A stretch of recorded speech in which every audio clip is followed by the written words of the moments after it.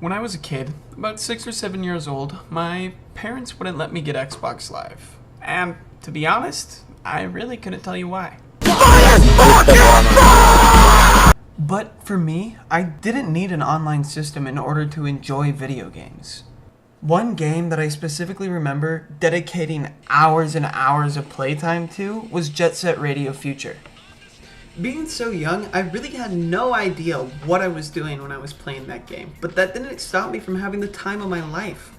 This game imprinted an incredibly great memory into my mind that I really can never forget. Jet Set Radio was filled with action, fun characters, unique gameplay, and a story that was just pure, high-octane fun. But most of all, a soundtrack that just fucking kicked ass and really accentuated the gameplay to the highest level. Now, Jet Set Radio does happen to be a sequel. A sequel to Jet Grind Radio. One of those games that's kind of a cult classic where if you played it, you loved it. But finding people that actually played this back-of-the-shelf game seems to be more of a challenge than finding a playable version of the game today. Jet Grind Radio was released in 2000 on the Dreamcast by Smilebit. Then 3 years later, Vicarious Visions released a version on the Game Boy Advance. But I was introduced to the game through its sequel, Jet Set Radio Future, a game that was developed again by Smilebit, released by Sega in 2002 on the Xbox. And if I remember right, it was actually the first game I owned on Xbox, which is probably one of the reasons why it had such an impact on me and my gaming career. It was one of the first comic book / cartoon style games that was ever released on a video game system. The art made this game stand out to me. The dark lines, the bright colors, it was truly an experience for your eyes. But the game was also filled with this excitement and defiantly rebellious gameplay, where you were rollerblading around Tokyo, spray painting graffiti all over the walls, and just kicking some ass of the clean-cut gangsters or corrupted cops that worked with them. All the while, you were listening to a pirate radio station that had a stockpile of intense music that really made every mission stand out. Every fight seemed more exciting, and even idle gameplay was enjoyable. I remember playing outside with my friends, wanting to be one of the Rudies, so I'd be rollerblading around town, acting like a little asshole. I realize now, in hindsight, that I probably didn't look as cool as the characters in the game. But with that being said, these characters truly impacted me as a child, and really stood out to me, and made me love the game even more. But the reason I wanted to introduce this video with Jet Set Radio wasn't because that's what this video is about. It's more because I believe this game had a ton of inspiration on an amazing game that truly was so slept on by the gaming community. A game that I feel a ton of people really missed out on. In 2014, Insomniac Games released something that I could see being one of their best releases they've ever had. Granted, Spyro and Ratchet & Clank were awesome, but this game is completely different. Full of hilarious vulgarity, tons of blood, and moments that just make you smile and laugh. Sunset Overdrive was released exclusively on Xbox. Personally, I thought their marketing team was doing great things, making these extravagant commercials that I found entertaining and really got me excited for what the game had to offer. But apparently they didn't do enough. Having just sold over 1 million copies, that may seem like a lot, but when you put it into perspective of other exclusives, like Halo on Xbox or Horizon Zero Dawn on PS4, it doesn't even come close to the numbers those games pushed out. And yes, I'm aware, Halo is a huge franchise, and Horizon Zero Dawn is a PS4 exclusive, rather than an Xbox only. Maybe releasing Sunset Overdrive on the Xbox was a mistake. Maybe it would have done better on a different platform, but either way, only selling about 1 million copies worldwide really is minuscule compared to so many games out there. But if I could have you learn one thing from this video, it's that low sales does not mean that a game is bad. It just means that the marketing strategy was terrible. In fact, Sunset Overdrive got great reviews on a ton of media outlets like IGN, Metacritic, and even on GameSpot.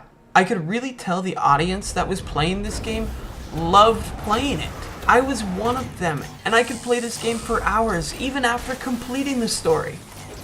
I have put so much time into it, and I found all the collectibles, finished all the DLC 100% through, got a gold medal in every mission possible.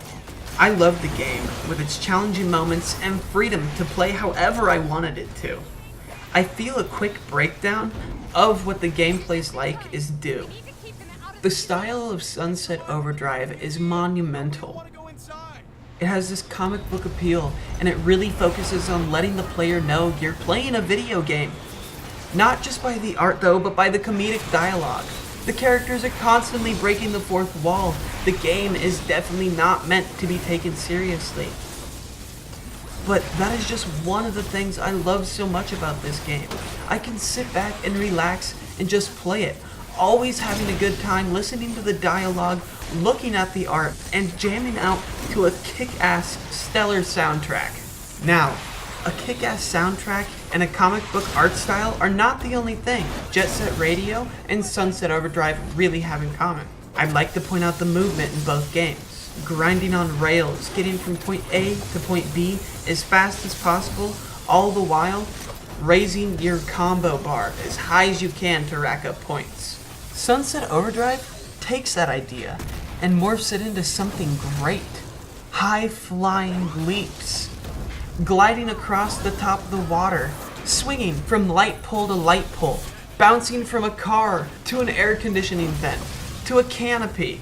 The movement styles and combinations are endless, and it is so exhilarating to play. But if you think that I love this game only for its soundtrack and its movement, you are surely mistaken. The combat system in Sunset Overdrive is top tier. High-flying, fast-paced, blood-spattering combat. The soundtrack's a bonus because it makes you feel like a badass. Nothing about this game is boring. The guns are creative and wacky. There's a shotgun called the Compensator that looks like a giant dick. There's a bowling ball launcher that you can charge up and let loose in order to get a strike on the enemies. My personal favorite is this Roman candle machine gun that just fires sporadic missiles and explodes on contact. But if you thought that was it, there's so much more. Especially the amplifiers you can put on your weapons. One that has a chance to spawn a robotic dog that tears your enemies apart. If you're feeling a little grim, turn your bullets into a chance to spawn the Grim Reaper that slices your enemies in half. Or maybe you just want to have some fun and turn your enemies into confetti once they explode. The Sunset Overdrive story is the best part about this game. An energy drink that turns people into mutants? That is exactly what it is about, and you meet a ton of great characters along the way, all with head-scratching names. Forkim, a superior genius Girl Scout. Her Scoutmaster, Brill Cream, a man with no legs or arms that pilots a supersuit. Oh, and the Fargarthians. Oh my god, the Fargarthians, a group of LARPers who are overwhelmingly nerdy and strange, but also wholesome, and they never break character. Truly an amazing addition to this game. No, the game has no realism, but don't let that make you think there aren't going to be parts of the game that really appeal to your emotions. After hours of playing, you meet these zany characters, their quirks and diverse personalities. You'll lose a few friends along the way. You'll get your heartstrings tugged on. All the while, you'll be incentivized with some brilliantly written comedic relief. You'll see characters fall in love, get rejected, and never recover. But they comb their shame in a dialogue that just makes you laugh out loud. Now, maybe single-player games aren't your cup of tea, but Sunset Overdrive has this amazing capability to play online with 3 other friends.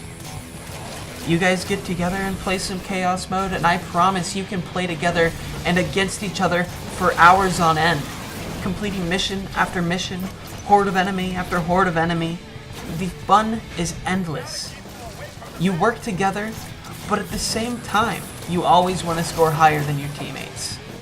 Sure, you can't play the story together, which that would be awesome. But they did add a competitive aspect, where there is a leaderboard for your friends on every single mission, where you try to have the highest score or beat the fastest time. It truly is exhilarating, and I found myself trying a mission for hours over and over and over again until I just got to the #1 spot on my friends' leaderboards. I know I've been comparing this game to Jet Set Radio, but it truly is one of a kind. with its diverse arsenal of weapons and enemies, missions galore. This game has hours and hours of content packed into it, and I promise you that you will love every single second that you play. So to wrap this whole thing up, I'd like to thank Insomniac Games for making a game that I have truly enjoyed from start to finish. A story that touched me in every way, combat that exhilarated me, and a soundtrack that made me feel like a badass. So that does it for me, guys.